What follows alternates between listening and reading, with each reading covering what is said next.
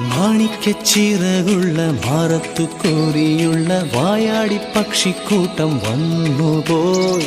കാടൊന്നു കാണാനായി കൂടൊന്നു കൂട്ടാനായി ആകാശപ്പുഴ നീന്തി കുതിച്ചുപോയി. കണ്ടു മലനിര